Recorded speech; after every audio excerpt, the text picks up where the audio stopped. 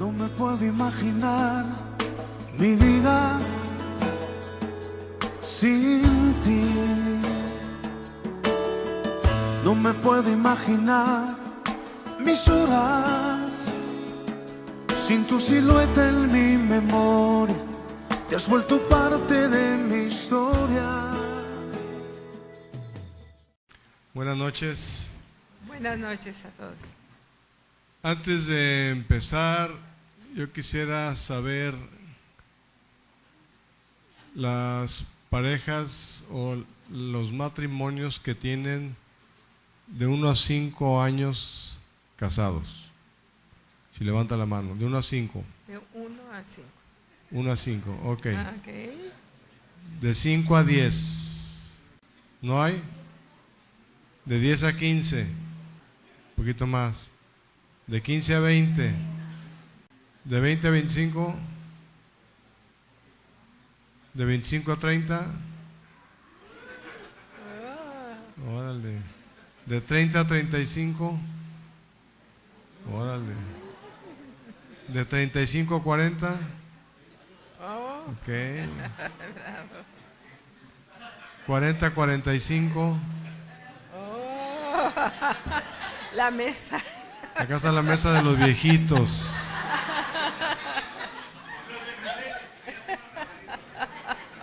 De 45 a 50. ¿Ya no? ¿No?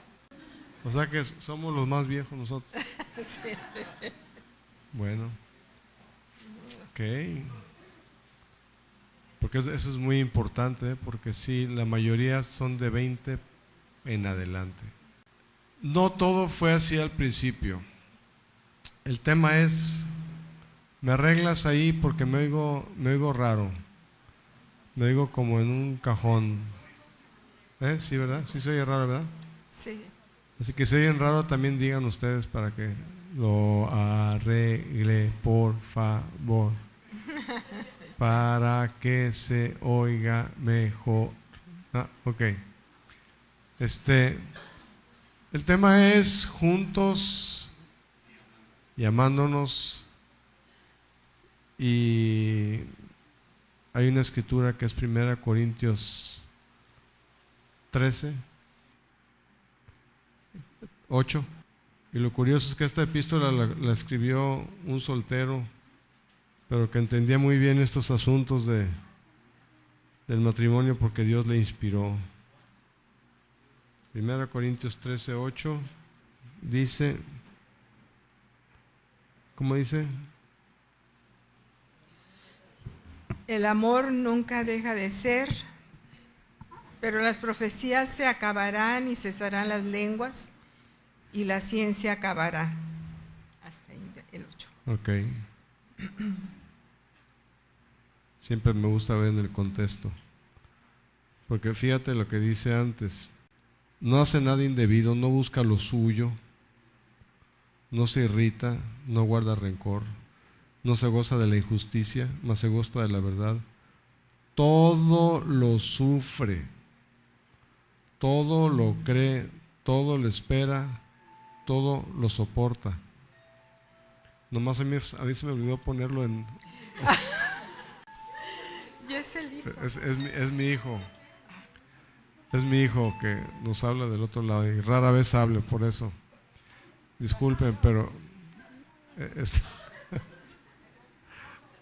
bueno, siempre sucede, pues. Miren, aquí lo importante, yo creo, es, si hablaran de ingredientes, no hay ingredientes, hay principios. Pero yo creo que si la mayor parte de ustedes ya pasaron de los 20 años, espero que hayan pasado y que estén viviendo la tercera etapa, porque si no han llegado a la tercera etapa, el riesgo es de que tarde o temprano ustedes también, como dicen comúnmente, truenen. Yo creo que hay 3 etapas en el matrimonio que la primera, y díganme si no es cierto, es la del encanto. ¿A poco no todo es color de rosa? Todo es muy bonito. ¿Se acuerdan de ese enamoramiento del canto que cantaba Carlos? De que eternamente y que yo te bajo la luna y las estrellas. Eso es cierto. Inclusive yo me acuerdo cuando andábamos noviando, eran las horas en el teléfono después de haber terminado la visita pero eso empieza, y cuando se casa uno sigue esa etapa que es la del encantamiento, y dependiendo de la pareja puede durar 1 año, 6 meses, 1 mes, 2 años, 3 años, es variable. Pero después dicen que hay excepciones. Yo no he conocido excepciones. Irremediablemente viene la del desencanto. Es cuando ya empezamos, ya no nos gustan los detalles aquellos de que por poner detalles así sencillos, ¿no? De cómo se acomoda el papel del baño en el baño. Ya ven que hay quienes lo acomodan de un lado y otros del otro lado. A veces hasta por eso hay conflicto. Que se apretó la pasta de dientes, ¿verdad? Porque hay quien llega en la pachurra y otros que son muy ordenaditos y de a poquito y le van dando la vuelta, ¿no? Igual cuando uno tomaba sopa antes, pues con mucha educación y mucho, pero ya después y detalles que uno ya está uno sacando el verdadero yo, ¿verdad? O sea, ¿qué quiere decir eso? Que cuando entramos al matrimonio, pues la verdad es que somos hipócritas, traemos máscaras, acuérdense, son máscaras, porque queremos quedar bien los dos. Ahora, yo una vez escuché a un pastor decir algo que me gustó mucho y que yo se la voy a pasar a usted al costo. Y esto lo dijo el pastorazo de allá de Cananea. Dijo: si usted está esperando, se casó para que su cónyuge lo haga feliz, está bien, errado, equivocado. Eso no va a suceder. El único que hace feliz es Dios. Y esto se lo oí hace muchos años y yo tenía tiempo casado y ya había aprendido algunos principios y tiene tanta razón. Porque nos casamos con expectativas de cómo queremos que sea el cónyuge. Y conforme entra esa etapa del desencanto, obviamente las expectativas se van esfumando. Benzi se casó conmigo con algunas expectativas. Yo me casé con unas expectativas también, pero yo quiero que ella mencione algo. Yo entré al matrimonio muy enamorada, muy emocionada, deseando que durara hasta que fuéramos viejitos. Dios lo cumplió.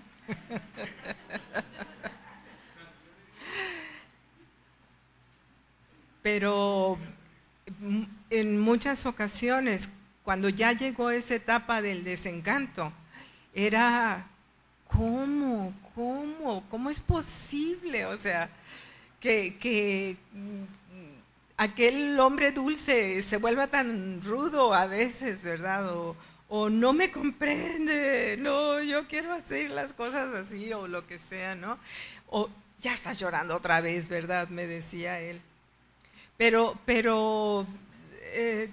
nuestro deseo profundo,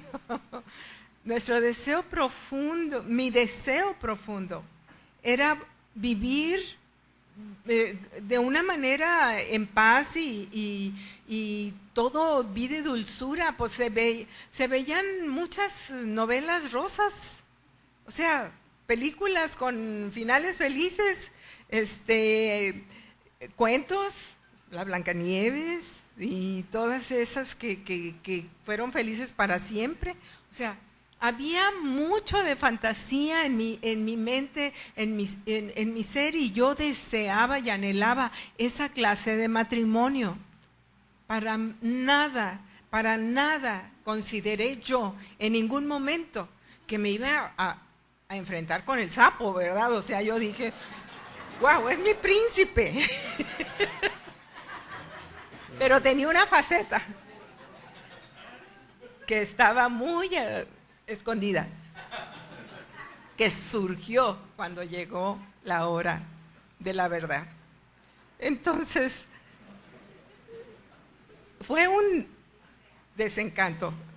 Yo sé que él puede también decir la parte del monstruo que salió de mí. No, síguele.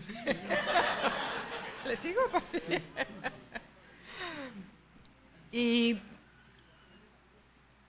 hubo situaciones difíciles al principio, pues estábamos comenzando con muchas carencias, necesitábamos, yo trabajaba, él trabajaba en aquel entonces y luego él se quedó sin trabajo y yo tuve que trabajar por un largo tiempo. Nada más, o sea, mi trabajo era el que nos sostenía. Había cosas muy positivas de mi marido, pero había otras cosas que simple y sencillamente me hacían desear no haberme metido en ese lío. En aquel entonces no teníamos a Cristo. En aquel entonces, inclusive llegó el primer hijo, llegó la segunda hija, y no había en nosotros una verdadera armonía. Yo quiero que ustedes entiendan que no éramos una pareja ni explosiva. Bueno, yo tenía mi carácter hasta la fecha, un poquito más refinado ahorita, pero no éramos una pareja desastrosa. Sin embargo, no había armonía. Yo veía a aquel príncipe que se estaba desmoronando y aquella expectativa mía no se cumplía. Entonces, yo suplía esas expectativas. A mí me gustaba mucho leer. Y entonces, pues lee, záfate, descansa, ¿verdad? De la presión, de las situaciones que estás pasando que no te agradan. Y mientras pasábamos esos tiempos, pues yo iba acumulando dentro de mí una serie de pagarés. O sea, me la va a pagar, o sea, me hizo esto, pues me la va a pagar. Y estaban ahí escritos y yo los tenía en una bodega. Bueno, una cajita primero. No. Bueno, comenzó con una cajita. La verdad, diles la verdad. Comenzó con una cajita, pero después ya no cupieron en la cajita y yo tuve que apartar en mi mente un cuarto de la casa, ¿verdad? Bueno, mentalmente, para seguir almacenando los pagarés. Y la situación es que cada vez que venía un problema que teníamos que discutir o que discutíamos por él, se abría ese cuarto y se ventilaban los pagarés. Es que tú me hiciste tal, y es que tú me hiciste tal, y es que no te acuerdas, y es que no me la vas a volver a hacer, y todas esas cosas normales que yo sé que para algunas de las parejas aquí son curiosamente similares. Así pasa en el matrimonio. Cuando uno está alimentado mentalmente por una forma de vivir en donde si me la haces, me la pagas, es ahí donde comienza uno a acumular o a a guardar partes de tu casa con los pagarés que se pueden convertir en, ya no acabemos en ninguna parte de la casa más que tal vez en un pedacito pequeño, porque los pagarés siguen acumulándose. Y cuando eso sucede, entonces nuestras actitudes, al menos mi actitud, ya no era tan fácil. O sea, mi temperamento dulce y cariñoso, pues ya no era tan dulce ni cariñoso. O sea, se va como amargando. Y luego, cuando suceden los pleitos, no hombre, aquello sale pero a raudales. Si está uno lleno de eso, pues ¿qué es lo que va a salir? Más que raudales de pagarés, y me la pasa a pagar, y ahora vas a ver lo que es canela fina. Y o sea, todas esas cosas que son naturales o normales en un mundo en donde no sabes qué hacer con ese montón de pagarés. Yo no tenía pagarés, pero cuando nos casamos, mi expectativa y mi pensamiento, aunque estaba yo diciendo ahí, hasta que la muerte nos separe, yo estaba diciendo eso con mi boca, pero en mi mente y en mi corazón yo estaba pensando, si funciona, bueno, y si no funciona, no le hace.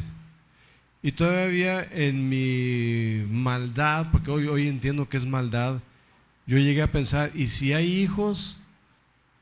Pues ni modo, ¿verdad? Aquí se rompió una taza y cada quien para su casa. Esa era mi expectativa en el matrimonio, para entrar a un matrimonio. Ahora, para que no quede una malentendido, en el caso de mi familia, mi papá nunca nos dio mal testimonio como esposo en su matrimonio. En el caso de ella fue diferente, pero yo como hombre nunca tuve nunca escuché a mi papá nada negativo en contra del matrimonio. Situaciones que se viven, que a veces uno aprende de los padres. Entonces, yo no puedo decir es que lo vi, lo aprendí, era de mi propia cosecha. Y estamos hablando que hace 46 años era muy raro escuchar de matrimonios que se divorciaran. Era muy, muy raro. Realmente era la excepción, y era un chisme social, salía en los periódicos, y hoy la gente se divorcia y nadie le importa, nadie se interesa, pero no era así hace 45 años. Entonces, con esa expectativa yo me casé y pasamos nuestros primeros casi 7 años sin Cristo. Creo que hubo un conato de divorcio. Ella lo pidió, obviamente, ¿verdad? Por los pagarés que tenía ahí. Y creo que en aquella ocasión yo le dije que todos los matrimonios pasan por baches, ¿verdad? Porque pues es lo que uno oye, esa es la verdad, pero que ustedes dijeran es que yo sabía cómo iba a solucionar esto, no.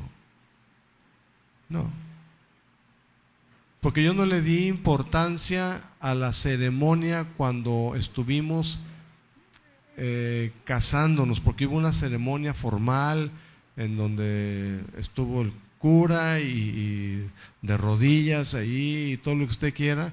Ahí fue cuando yo estaba pensando muy, muy mal. Entonces, lo que sí me acuerdo es que yo firmé un contrato y le puse mi huella, la firma, los testigos, y hasta la fecha todavía tengo por ahí una copia de ese contrato. Yo le daba más validez al contrato que a lo que había pasado en la ceremonia esa religiosa. Y quiero que usted entienda el contexto en el cual yo me crié. Yo vengo de una familia, a mí me educaron en colegios religiosos hasta la secundaria. 3 de mis hermanas estudiaron en un colegio de religiosas, una de ellas fue monja. O sea, entiéndame el trasfondo del cual yo vengo. Entonces yo debí de haber tenido una moral muy alta, pero mi moral estaba terriblemente baja y nadie me lo había enseñado. Yo, de mi propia manera de pensar equivocada. Y no había en los medios, las películas, la difusión que hoy se da a todo ese tipo de situaciones en el matrimonio adversas, no existía, era yo. Entonces, cuando ya venimos a Cristo,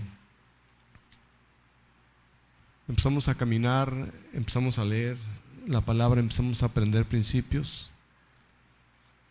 Y hay una palabra que a mí me ayudó mucho a entender, y creo que a los dos, porque otra vez, para variar, esto lo escribe un soltero, Pablo. Y Pablo dice: las casadas estén sujetas a sus propios maridos como al Señor, porque el marido es cabeza de la mujer, así como Cristo es cabeza de la iglesia, la cual es su cuerpo y Él es su Salvador. Así que como la iglesia está sujeta a Cristo, así también las casadas lo estén a sus maridos en todo. Y luego viene: maridos, amen a sus mujeres, así como Cristo amó a la iglesia y se entregó a sí mismo por ella. Ahora, curiosamente, antes de ese versículo que dice las casadas estén sujetas a sus propios maridos, hay uno que dice: sométanse unos a otros en el temor de Dios. En mi Biblia, del versículo 22, que es el de las casadas estén sujetas en adelante, habla el matrimonio. Pero el 21, que dice sométanse unos a los otros, yo no sé por qué lo desconectan, pues. Ahora, originalmente la Biblia no estaba escrita, no tenía versículos, eran cartas completas, sin separaciones, sin subtítulos, sin párrafos, así como lo conocemos ahora. Era una carta totalmente, una unidad la escritura, con diferentes pensamientos. Entonces el principio que yo aprendí es: sométanse unos a otros, porque yo llegué a escuchar muy al principio de mi cristianismo que ella se tenía que estar sujeta a mí. ¿Y por qué se sujeta? ¿Por qué se sujeta? ¿Me entiende? Hasta yo pensaba sujeta, porque luego se ponía así jetona, ¿me entiende?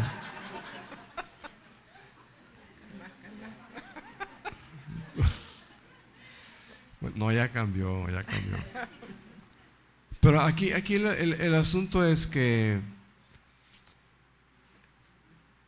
yo mucho tiempo, ya en Cristo, yo empecé a orar aquí, porque aquí dice: mujeres, sujétense. Y yo: Señor, dile que se sujete. Y pasaba el tiempo y no se sujetaba. Y pues yo ayunaba: Señor, dile a esta que se sujete. Y no se sujetaba. Y yo perseveraba en mi ayuno, en mi oración. Pero ella también, diles cómo orabas.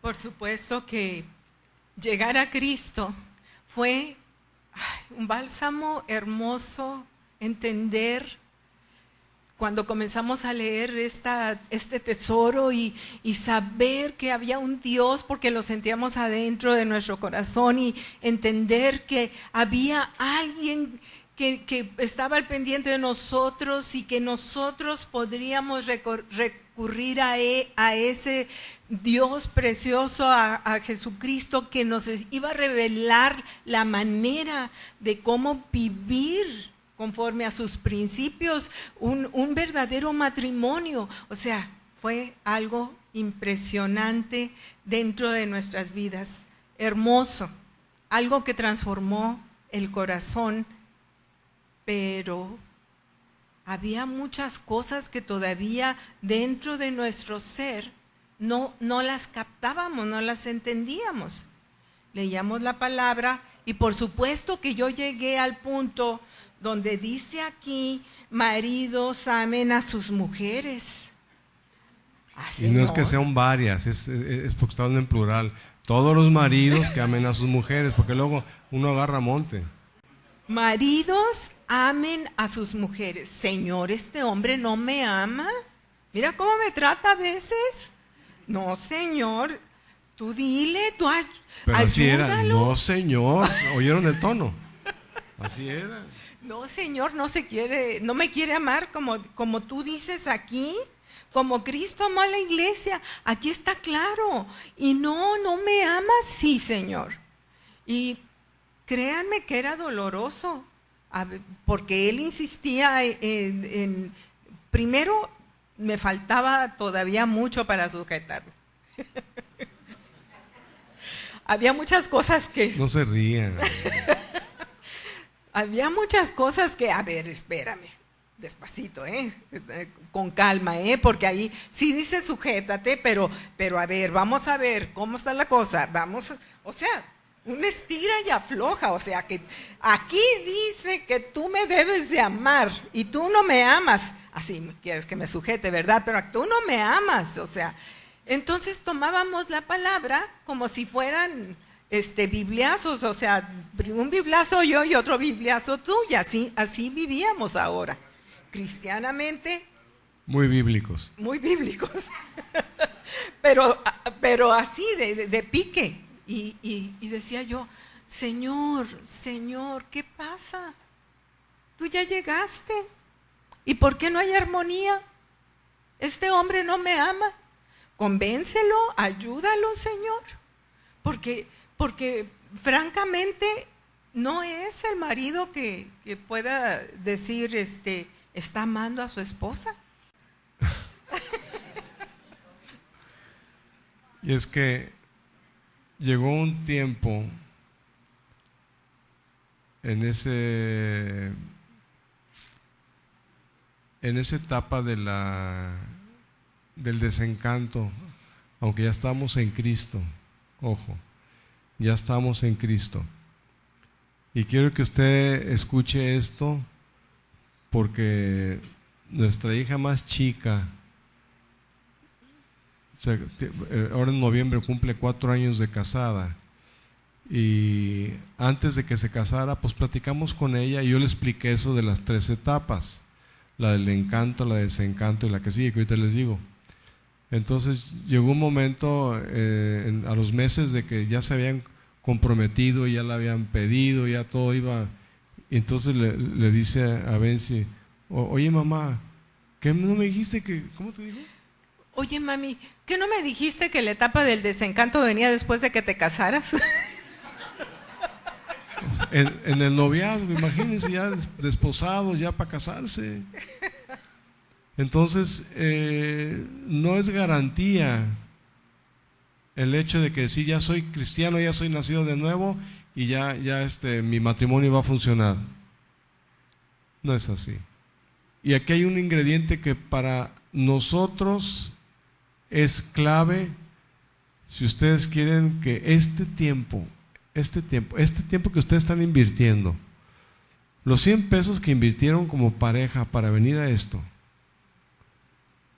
el tiempo que están dedicando ustedes para estar haciendo otra cosa, si ustedes quieren que esto les reditúe, hay un principio básico, pero básico, para que ustedes puedan funcionar y llegar a la tercera etapa. Y esa tercera etapa se llama madurez. Ahora, ahorita va a entender cuál es el principio o la verdad.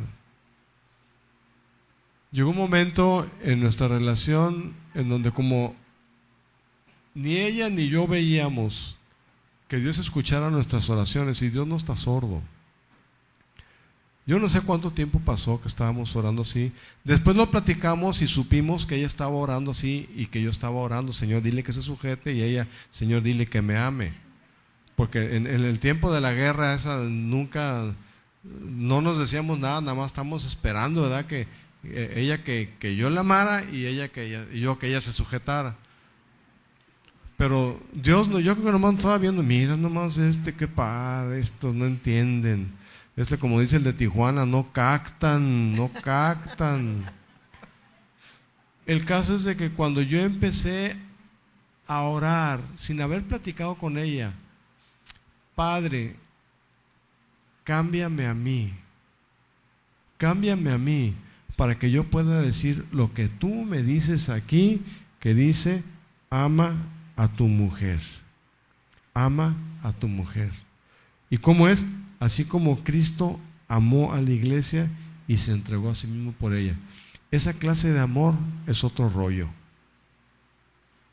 Si usted no está dispuesto, hombre, a vivir un amor de este tipo, su matrimonio va al fracaso tarde o temprano. O a lo mejor va a durar casado en papeles y en fachada, pero va a llegar el tiempo en donde, si no es que ya duerme cada quien en su recámara, se está construyendo una pared tan grande que el muro de Trump se queda chiquito.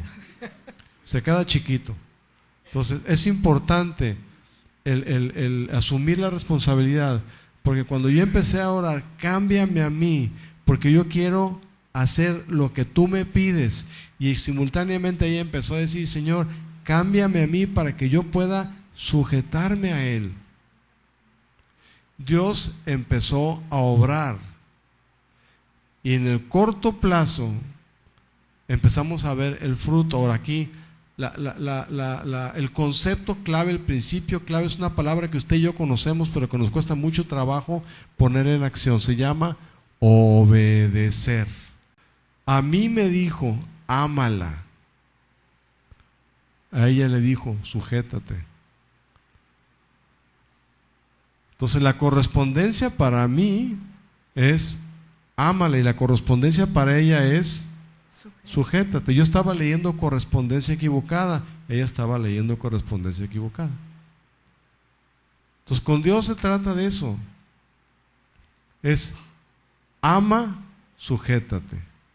Y si uno está dispuesto a decirle a Dios, cámbiame a mí, entonces poco a poco se entra a esa etapa de la madurez. Y en esa etapa de la madurez es cuando realmente se disfruta el matrimonio, porque ya no está dependiendo del encanto. Ya no importa de qué, para qué lado está colgado el papel, o si apretó el de este, o si sopeó, o tantas cosas que vemos que nos disgustan el uno del otro. Y luego hay otra cosa, porque mientras más va creciendo uno, se va complicando la cosa. Y los que ya tienen, como la mayor parte de ustedes son de más de 20 años, con todo el respeto, pero algunas de ustedes ya están en la meno, ¿verdad que sí? Y algunos de ustedes ya están en la andro. Ahora, yo ya pasé por la menopausia, por la magnopausia, por la super extra meganopausia. O sea, ya pasé todo lo que usted se imagine, yo ya las pasé. Pero cuando nosotros comenzamos a hacer eso, todavía le faltaban muchas cosas que después tuve yo que hacer en lo personal con el Señor. ¿Se acuerdan del cuartito? La bodega. Que ya se había convertido en bodega. Cuando yo comencé a hacer eso y mi marido comenzó a hacer su parte, entonces nosotros comenzamos a reflejar para la parte de afuera, para los hijos o para los que estaban alrededor observando, comenzamos a reflejar lo que Dios quería que reflejáramos. Él estaba reflejando su plan, porque el marido es cabeza de la mujer, así como Cristo es cabeza de la iglesia. El marido ama a tu mujer como Cristo amó a la iglesia. Es un plan, es el plan de Dios. Él necesita que nuestros matrimonios funcionen como lo que Él deseó que fuera, para lo que instituyó el matrimonio. Es un plan. No crean que es nada más para que ustedes sean felices hasta que la muerte los separe. Es que cuando ustedes están obedeciendo a Dios, ustedes están reflejando al mundo el plan de Dios para la humanidad. Y los hijos sus hijos están observando y entendiendo el plan de Dios y desean ser parte de ese plan. Entonces no es nada más, ay no, qué difícil sujetarme a mi marido. Como es como un, no puedo, no Señor, esto es demasiado, ¿verdad? Pero cuando tú lo que quieres es realmente obedecer al Señor, cuando lo que tú deseas es obedecer al Señor, es como la iglesia que necesita ser sometida a Cristo, que es la cabeza. Es hombre y mujer reflejando el plan de Dios para la iglesia, la humanidad. O sea, aquellos que vienen a Cristo. O sea, no es nada más el hecho de que ustedes van a ser felices y llenos de satisfacciones si ustedes están obedeciendo. Es que además de eso, ustedes están reflejando el plan de Dios para el mundo. Y sus hijos lo están viendo. Es muy importante entender cuando habla de la sujeción, en el contexto dice que la mujer se tiene que sujetar al marido en Cristo, porque hemos visto abusos de hombres que toman el texto fuera de contexto como pretexto para imponer una escritura. Maridos, usted no puede reclamar nada si usted no está sujeto a Cristo. No se puede. Y aquí la gran esencia para nosotros de todo esto, lo que vino a salvar nuestro matrimonio por mi expectativa totalmente equivocada, vino a ser Jesucristo, porque si Jesucristo no hubiera entrado en mi vida, somos 5 hermanos. Ya le dije cómo fuimos educados, ¿verdad? No les podemos decir ninguna otra cosa, no es porque ella sigue estando guapa y me encanta cómo canta, todavía guisa muy rico y es una muy buena ama de casa, es amorosa con los hijos, con los nietos. En la congregación ella tiene un grupo de mujeres, o sea, tiene muchas virtudes. Pero es Cristo, Jesucristo vino a hacer la diferencia en nuestro matrimonio. Porque yo creo que Él es real. Así que podemos quedarnos toda la noche hablando acerca de esto, de más testimonios. Juntos amándonos. Tenga 1 año, 5, 10, 15, 20, 30, los que tenga. De aquí para el real, ¿cuántos le va a dar Dios? 1 más, 2 más, 5 más, 15 más, 20 más. Nadie sabe. Pero sí puede marcar la diferencia, creo, en algunos de los matrimonios aquí, a que empiecen a buscar el pasar a la etapa de la madurez. Es donde está lo bueno, es donde está la diversión, es en donde está el verdadero gozo y placer. ¿Y sabe qué? Acá creo que habemos puros casados, ¿no? Es mucho más que sexo. Definitivamente. Es mucho más que sexo. El sexo Dios lo inventó, es bueno, pero es mucho más que eso. Pero por lejos. Así es de que yo quiero invitarlo a que los que están con su cónyuge aquí, porque algunas de ustedes por situaciones personales no pudo venir su cónyuge. Esto es únicamente para aquellas parejas que están los dos aquí. ¿Están viviendo en contrato o están viviendo bajo la mentalidad de pacto?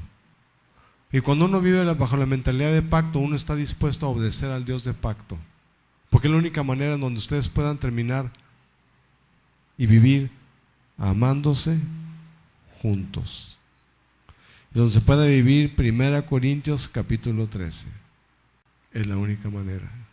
Yo no conozco otra manera y creo que ahorita pues de en cierta forma pues somos los más viejos en el club. Así que si usted está con su pareja aquí y desea entrar en un pacto con Dios, nosotros lo podemos ayudar. Solo para parejas. Y las mujeres que vinieron o hombres que vinieron sin su cónyuge, lo ideal sería que en un tiempo después el pastor pudiera darles la oportunidad de que hicieran algo similar, porque es importante. Así que si usted desea que le ayudemos a que haga su pacto con Dios, a lo mejor ya tuvo una ceremonia religiosa como la que yo tuve. Mire, he estado en iglesias cristianas, con todo el respeto lo digo, pero manejamos el mismo concepto que en iglesias no cristianas. Porque no entendemos. Mire, el país de las estadísticas es Estados Unidos, ¿verdad? Usted lo sabe eso. En Estados Unidos, la tasa de divorcios más grande, si hablamos de nuestras raíces judeocristianas, vamos a hablar de 3 grandes grupos en Estados Unidos: los judíos, los católicos y los cristianos. ¿Sabe cuál es la tasa más grande de divorcios en Estados Unidos? Tristemente es los cristianos. Nosotros. Y después vienen los católicos y muy a lo lejos, los judíos. ¿Sabe por qué? Porque el judío, aunque no tiene a Cristo, entiende el concepto de pacto. ¿De dónde recibimos nosotros los mexicanos el evangelio? Lo recibimos de allá. La palabra es la palabra, esa no cambia, pero la interpretación y cómo le enseñan, eso ha venido a afectar, desgraciadamente, y con todo respeto lo digo. O hay falta de enseñanza adecuada en este tema del matrimonio con relación al pacto. Por eso yo hago énfasis. Si usted está dispuesto a hacer un pacto con Dios y con su cónyuge, entendiendo lo siguiente: que aunque nosotros podemos guiarlos, nosotros no hacemos nada ahí, somos testigos nada más. Porque el pacto es entre 3, es entre Dios, el hombre y la mujer, es un pacto de 3. Y el contrato es de 2. Así que usted decide si usted entra en un pacto donde Dios realmente esté presente, y usted decide que Jesucristo esté al frente como cabeza de este pacto. Así que si alguno de ustedes desea que oremos por esto, póngase de pie, con mucho gusto lo hacemos. No le dé pena. Póngase de pie, no le dé pena. Con uno que se ponga de pie, ya con eso ya anima a los demás. Nosotros lo tuvimos que hacer ya siendo cristianos y pastores. Ya siendo cristianos y pastores. Los demás, por favor, guarden silencio.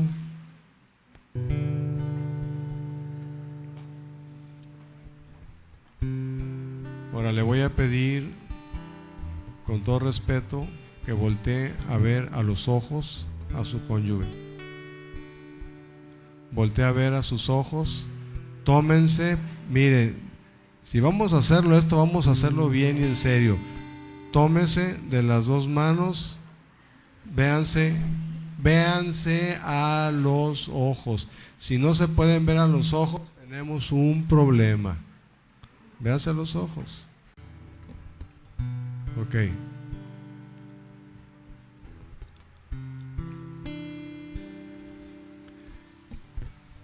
Fíjense bien, yo los voy a guiar. Y los 2 van a repetir, los 2, mirándose a los ojos, ¿ok? Y los demás, por favor, silencios. Ustedes son testigos, no son espectadores, son testigos. Repita conmigo, y lo importante es lo que usted crea en su corazón, lo que usted declare, tiene que venir de un corazón con fe. Padre, te doy gracias por mi cónyuge, porque creo que es la persona que tú tenías para mí. Y decidimos en esta tarde noche hacer este pacto contigo de nuestro matrimonio. Y el hombre repita conmigo: Padre, yo decido obedecerte y amarla a ella como Cristo me amó a mí. Y la mujer repita conmigo: Padre, yo decido sujetarme a mi marido como la iglesia se sujeta a Cristo. Repitan los dos conmigo: Padre, te damos gracias porque entramos en un pacto los dos contigo, entendiendo que va a ser hasta que la muerte nos separe, que cada uno de nosotros va a hacer su parte, no esperando a que el otro haga la suya, y que lo vamos a basar en la confianza, para la gloria tuya, Padre, en el nombre de Jesucristo. Amén. Felicidades.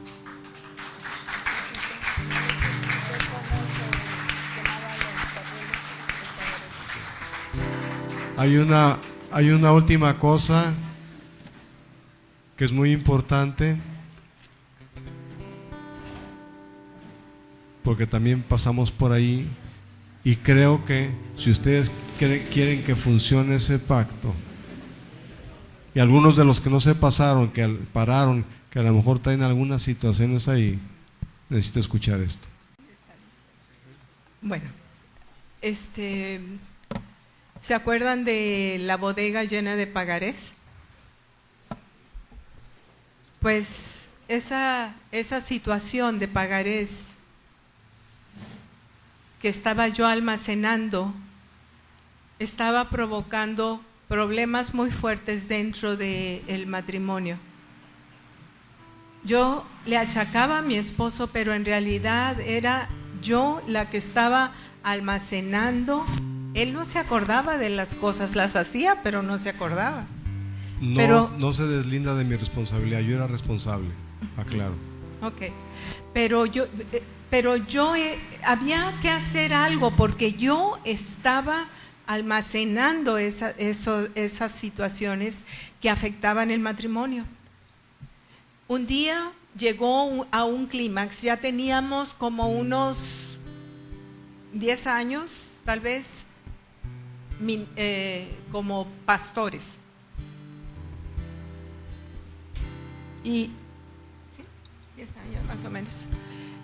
Entonces, esa cosa molestaba tanto a mí que yo había tomado la decisión. Bueno, si no se resolvía, yo decía, si no hay algo que limpie, que quite esto que estorba, ¿yo cómo voy a estar ministrando a las personas? ¿Cómo voy a poder ministrar a parejas si yo misma no estoy, si mi matrimonio no está realmente funcionando como debe de ser?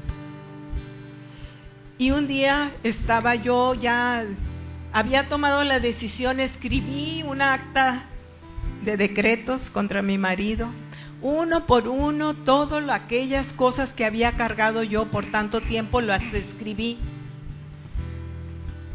porque cada vez que intentaba decírselas en viva voz, yo no daba el tono, o estaba muy alto el tono, o estaba muy bajo, o estaba muy, pero no, él no me las aceptaba.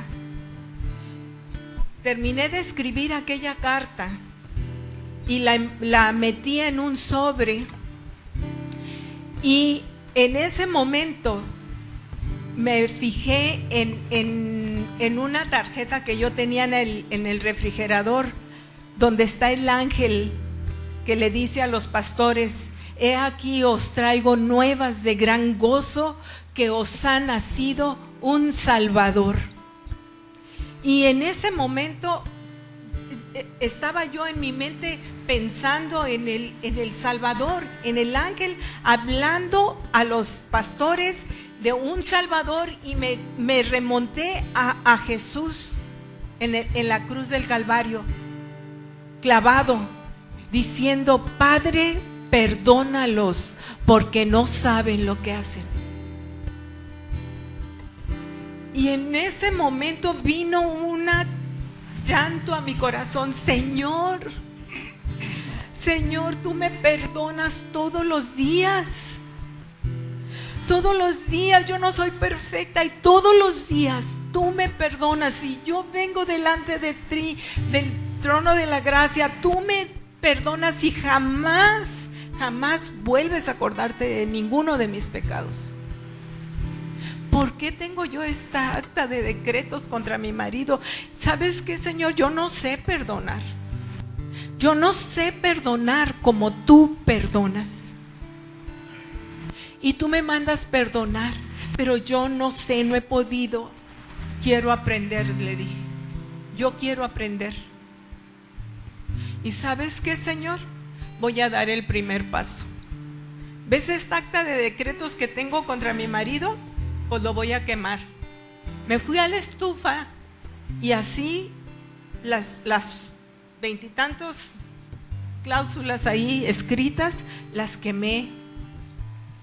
Y le dije al Señor: ¿ves toda esta ceniza, Señor?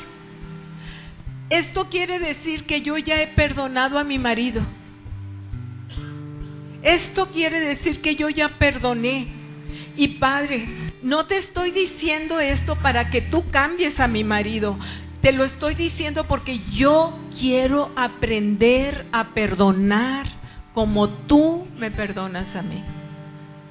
Yo quiero aprender a perdonar como tú me mandas que perdone. Yo quiero, Señor. Así es de que si mi mente o mi cerebro, lo que sea, mi conciencia, no sé, lo que haya adentro, vuelve a surgir con que a cualquiera de estas cosas que yo tenía contra mi marido, le digo yo al Señor: Señor, recuérdame que ya está perdonado. Recuérdame que está hecho cenizas todo. Padre, gracias. Gracias porque me perdonas. Gracias porque me estás enseñando a perdonar. Gracias porque ya perdoné a mi marido. Gracias, Señor, gracias. Y en ese gracias, Señor, una paz así sobrenatural vino sobre mí. Cuando regresó mi marido, que estábamos enojados ya desde hace rato, ¿no? Yo lo volteé a ver y no había nada de angustia en mi corazón. Nada de resentimiento. Y dije yo: ay, Señor, es cierto, me enseñaste, ya lo perdoné. Y él ni cuenta se dio. Yo no le dije nada. Yo tenía miedo. Yo no le dije nada, pero de seguro que mi actitud era otra para con él, porque yo ya no estaba enojada. Ya no podía estar enojada con él, porque ya estaba todo perdonado. Y a partir de ese momento fue un parteaguas en el matrimonio. 10 años de pastores. Esa fue nuestra experiencia. Dios hizo cosas de ahí en adelante que doy gloria y alabanza. Cumplió mi deseo de que aún viejitos nos siguiéramos amando, enamorados. Dios es fiel. Él es el más interesado en que tu matrimonio funcione. Así es de que adelante, aquellos que hicieron el pacto hoy, Dios está con ustedes. Él es parte de su matrimonio. A los que no hicieron el pacto, Dios está con ustedes. Nada más que ustedes tienen que hablar con Él todos los días, de manera que todo aquello que todavía es necesario hacer en su matrimonio pueda lograrse, pueda llegar a hacerse. Es obediencia al Señor. Bendiciones, matrimonios de pacto. Dios los bendiga.